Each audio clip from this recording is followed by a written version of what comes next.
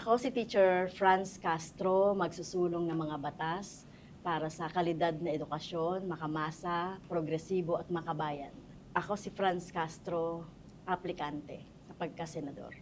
Matagal na po sa Kongreso, di ba? Marami na po kayong mga napanukalang batas. Mhm. Alin po dito yung sa tingin niyo po maipagmamalaki po yun? Ito, may pagmamalaki ko, no? Itong latest na naipasa, kabalikat sa Pagtuturo Act. Essentially, pagdodoble ng teaching supplies allowance para sa ating mga teachers from 5,000 to 10,000. Bakit pinakamahalaga ito? Kasi naranasan ko as teachers na nag-aabono doon sa aking mga teaching supplies, doon sa aking mga visual aids, etc. Kaya tingin ko malaking alwan ito sa ating mga teachers. Okay. And kung papalarin po kayo sa Senado, ano pa po yung mga naiisip nyo na po pwedeng batas na maisulong po ninyo? Uunahin natin ang edukasyon sa budget. So, ang aking banner bill ay unang edukasyon bill na kung saan dapat doblehin ang budget sa edukasyon. Sa ngayon kasi talagang perennial yung kakulangan sa infrastructure, sa teachers, sa mga personnel, kahit principal, guidance counselors, kulang talaga. Kaya dapat ay 6% ng gross domestic product ay mapunta sa education. Totohanin na talaga yung nasa Constitution, no? Kasi sa ngayon, hindi naman education ang number one. Doon po tayo sa budget na sinasabi po ninyo, no? Lagi taon-taon, kulang sa budget ang education, kulang sa budget Department of National Defense. Ang dami kulang sa budget lagi, taon-taon. Wala po ba talagang pera ang Pilipinas? Wala po ba tayong talagang paghuhugutan ng pera? Ano po, bakit po laging kulang?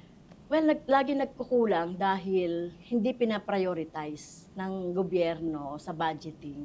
Ano ba yung mahalaga?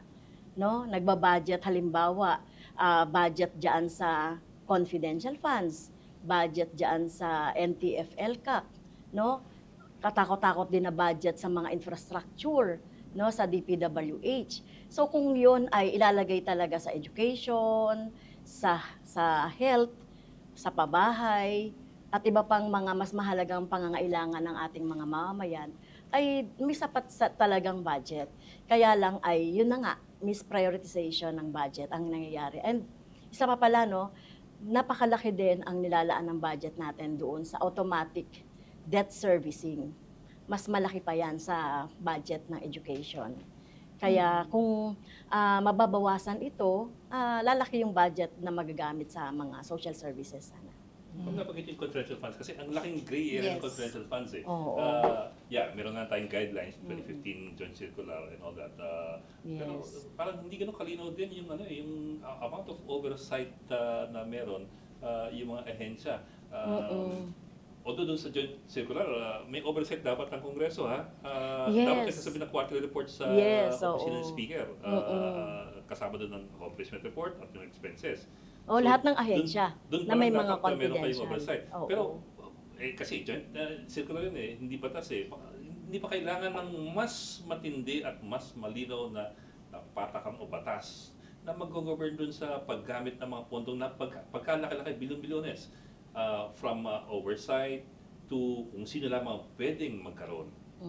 At kung gaano kalaki ang pwedeng ibigay na ganyang pondo. Hindi ba dapat may ganun tayong ano? Actually, meron kaming House resolution to investigate nga itong confidential funds na nilalaan sa bawat ahensya.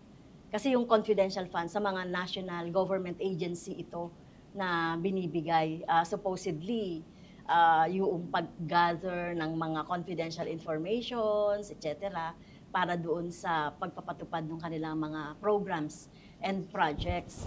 Kaya lang, noong naimbestigahan natin itong confidential funds sa House of Representatives at nakita natin yung discretion, ang laki ng discretion talaga nung head of the agency. Parang Merry Christmas eh. Yes. So, malamang ganun din yung nangyayari sa iba pang mga agency. Kaya may panukala rin kami, abolish talaga itong confidential funds. At kung hindi talaga ma-abolish, bigyan lang yung mga agency na nangangailangan talaga na merong mga intelligence gathering, confidential information gathering. And even the Office of the President, dapat wala siyang confidential funds. That's 4.5 billion. Yes, yan nga yung pinakamalaki. Kaya nga sinasabi natin na hindi lang sa Vice President kami nagsasabi na dapat i-abolish yan. Lahat, including sa Office of the President. Sang-ayon po ba kayo na dapat tumakbo o mamuno ang isang kandidato sa gobyerno natin kahit po sila ay may mga kaso? Until and such time na na-finalize yung kaso, ay pwede pa rin.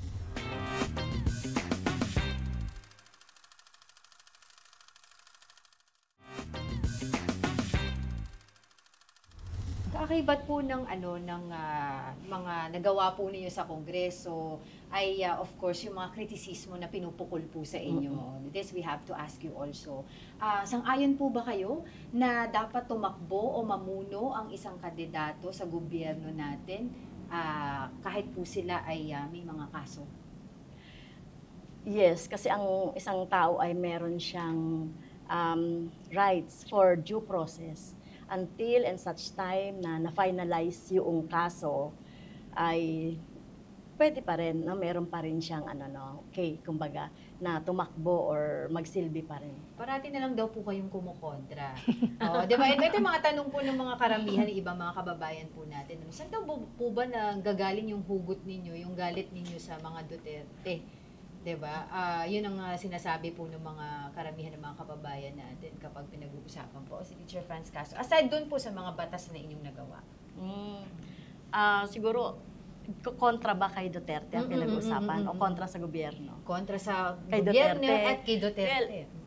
Kung titignan naman yung record ko sa mga bills na sinang-ayunan at hindi, mas marami naman yung sinang-ayunan namin na bills from the majority. So, hindi naman lahat kinokontra. Hindi lang kami nagko-compromise doon sa tingin namin ay kontra mamamayan na mga batas. So, the same way with the Dutertes. Kapag syempre may sinasabi sila na anti-mamamayan or against my person, syempre, syempre sagutin ko naman yun kasi baka yun ang magmarka sa taong bayan kung hindi ko sinasagot. Alam na, pag sumagot ka o hindi, parang may masasabi sa'yo, no? Kaya dapat sagutin mo na lang, no? Yung mga sinasabi. Katulad niyan, di ba? Wala yatang press release si Duterte, Sara Duterte, na hindi ako binabanggit. Di ba? So nakita ko yung kanyang, and even in her petition, or petition ng kanyang mga supporter, binanggit pa ako doon na isang item. No, na parang ako lang yung nagpasa ng impeachment complaint, no. So yun, so kailangan natin yang sagutin para maintindihan ng mamamayan kasi pag hindi natin yung sinagot, hindi matututo yung taong bayan, hindi sila magkakaroon ng totoong information. Ma'am, alam namin na galit talaga kayo sa red tagging or irresponsible, no, na red tagging, no. Paano po natin mabawakasan po ito? Nako, merong isang beses yung mga threat, no, yung mga red tagging, yung mga pangiinsulto. Minsan iniyakan ko 'yan eh. Tapos sinasabi ko dun sa mga kasama ko, sa makabayan, na talagang hindi ba natin to pwedeng sagutin or whatever. So ang ginagawa ko na lang ay ini-ignore ko na lang, no. Minsan nire-report ko din. Lalong-lalo na kung may mga pagmumura at saka yung mga sobrang insulto na nire-report ko, binablock ko. Pero pag meron namang halimbawa, totoong tao yung nagre-red tag, pinapaliwanag ko naman. Minsan-minsan lang yun.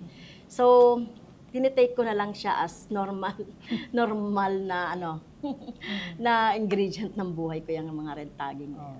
Ang suporta po ninyo ay nagmumula sa iba't ibang mga marginalized sectors. Pero yet again, time and again, pag nakakakita po tayo ng survey, parang hindi po nagtatranslate yung suporta na yun sa mga survey na nakita natin. Yes, with due respect dun sa mga survey. Pero kapag tinignan mo naman yung mga survey ng mga estudyante, in fairness, yung mga survey ng mga estudyante, parang magkaiba ang result doon sa mga mainstream na survey. So, kahit kami, katulad kami sa Makabayan, sige pa rin yung aming groundwork pag-reach out sa ating mga kababayan kasi hindi lang naman election ang mga issues no?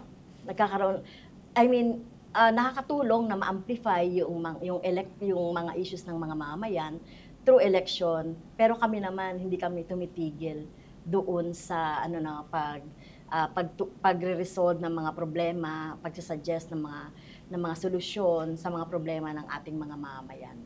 Kaya tingin natin itong survey ay hopefully mabago yung magiging resulta ng election.